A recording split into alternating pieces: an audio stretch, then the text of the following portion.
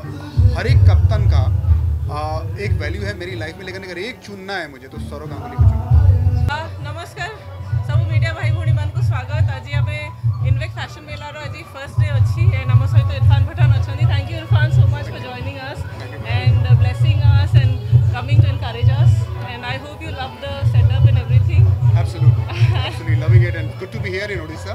Yes. And especially knowing that 160 women get together and make Invict.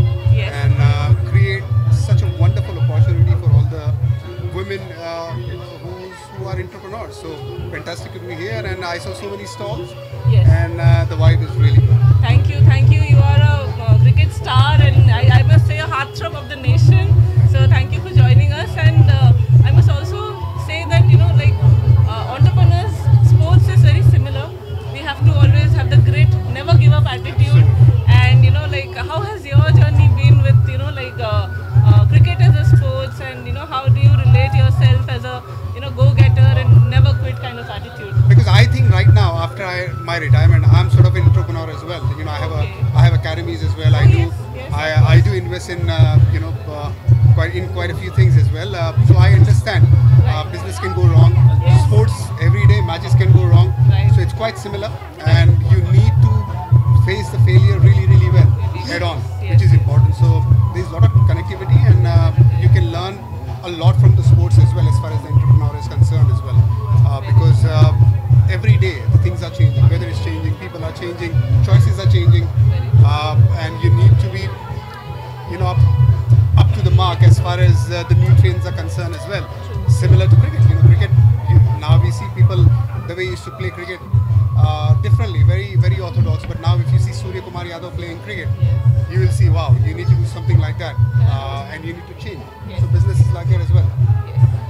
तो आप सबके लिए कुछ हिंदी में बोल दीजिए, सब लोगों को अभी जो पूछना है पूछिए। Shoot, no problem.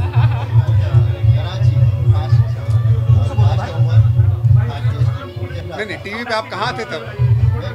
अच्छा।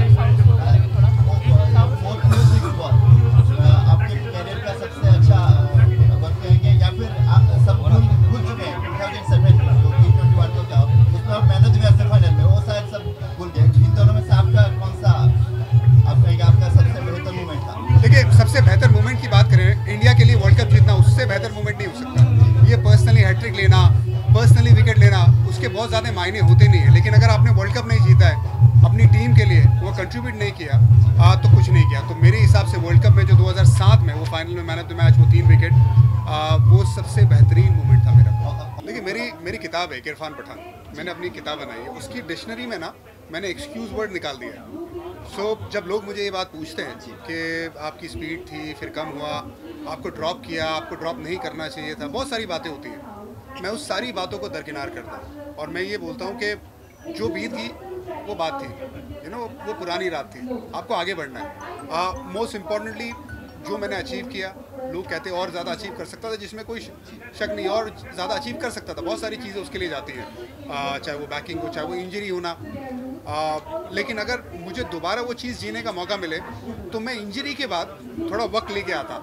कई बार मैं जब इंटरनेशनल क्रिकेट खेला हूँ, मैं इंजरी के बाद जल्दी आया हूँ, वो मैं टीम मैनेजमेंट के रिक्वेस्ट पे या हमारे कैप्टन की रिक्वेस्ट पे या हमारे जो टीम में जो लड़के उनके रिक्वेस्ट और सिलेक्टर्स के रिक्वेस्ट पे थोड़ा जल्दी आया हूँ। अभी चीज़ें बदल गई है, तो अगर मुझे वो दोबारा जीने का मौका मिले तो मैं, अगर इंजरी हुई है उसके बाद थोड़े मैचेस खेलूँ, मतलब पूरी फिटनेस करूँ, उसके बाद मैचेस खेलूँ, फिर आऊँ, तो फिर स्पीड पे असर नहीं पड़ता है, फिर आपका वो फॉर्म बरकरार रहता है। लेकिन एक बार जब माहौल बदलता है ना इंडिया में, तो फिर वो माहौल को चेंज करना बड़ा मुश्किल, क्योंकि आपको ये याद है स्पीड कम हुई थी। लेकिन मेरा सबसे अच्छा बॉलिंग का जो साल था, जिसमें मैं बैट्समैन को डिफेंस करके भी आउट कर रहा था, बड़ी विकेटें भी ले रहा था, वो 2012 था। तो वहाँ पे मैं जैसे मैं बॉल को बोल रहा था वैसा बॉल कर रहा था।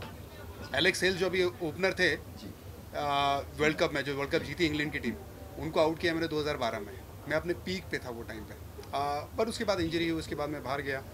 तो वो सारी चीज़ें चलती रहती, लेकिन कोई एक्सक्यूज़ नहीं, कोई गम नहीं।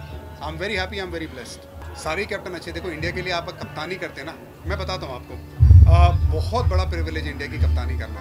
तो सबसे पहले तो ये तीनों कमाल के कैप्टन, दादा ने इंडियन क्रिकेट को बदला है, उनके माइंडसेट को बदला है, क्योंकि वो टाइम पे जब वो कप्तान आए थे, वो कप्तानी करना आसान नहीं था, वो बहुत मुश्किल दौर था। और वहाँ पे इतने आपके पास ऑलराउंडर्स भी नहीं थे। राहुल द्रविड़ कीपिंग करते थे ताकि बैलेंस बने टीम का, समझ रहे हैं आप। तो अभी चीज़ें बदली जब महेंद्र सिंह धोनी आए, उसके बीच में राहुल द्रविड़ ने भी कप्तानी की। हर एक कप्तान का एक वैल्यू है मेरी लाइफ में, लेकिन अगर एक चुनना है मुझे तो सौरव गांगुली को चुनूंगा।